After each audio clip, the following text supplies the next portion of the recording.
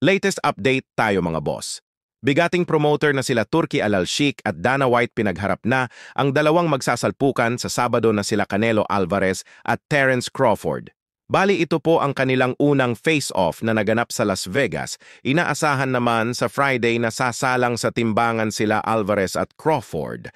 Pagdating naman sa prediction ng mga boxing expert at boxing fans, kung saan marami ang mga nagsasabing tatalunin daw ni Crawford si Canelo Alvarez sa pamamagitan ng decision. At ang mga naniniwala na yan, mga bossing kadalasan sa kanila, ay syempre, kakulay rin ni Crawford, una dyan si Timothy Bradley.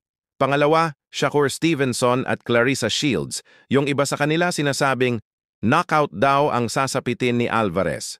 Para naman po sa personal, kung prediction mga bossing malabo pa sa sabaw ng pusit na ma-knockout ang isang Canelo Alvarez, na regular lumalaban sa super middleweight division kumpara kay Crawford na galing sa mas mababang division, lumundag lang siya sa 168 pounds. Siyempre po mga boss, makakakuha si Crawford ng big payday kay Canelo, so abangan po natin ang kanilang salpukan sa darating na linggo. Samantala, pareho po natin mapapanood sa linggo ang laban nila na Oya Inoue at Murodjon Akhmadaliev na gaganapin sa Japan.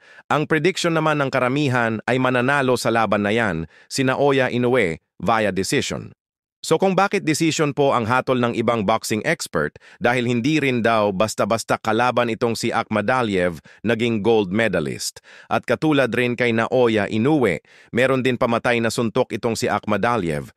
Siguro ang magiging advantage lang ni Naoya Inoue kay Akhmadaliev. Dahil sa balwarte ni Naoya Inoue sila maglalaban, pangalawang advantage dyan ni Inoue mga boss. Siyempre promotion po yan ng pinagsanib na Top Rank at Ohashi Promotions. Hindi naman kasi lumalaban ang kampo ni Naoya Inoue na hindi sila ang A-side, kaya isa po yan sa dahilan kung bakit palaging advantage itong si Naoya Inoue. Samantala, former 3-division world champion John Riel Cuadro Alas Casimero, tuloy-tuloy po ang kanyang paghahanda para sa kanyang napapalapit na laban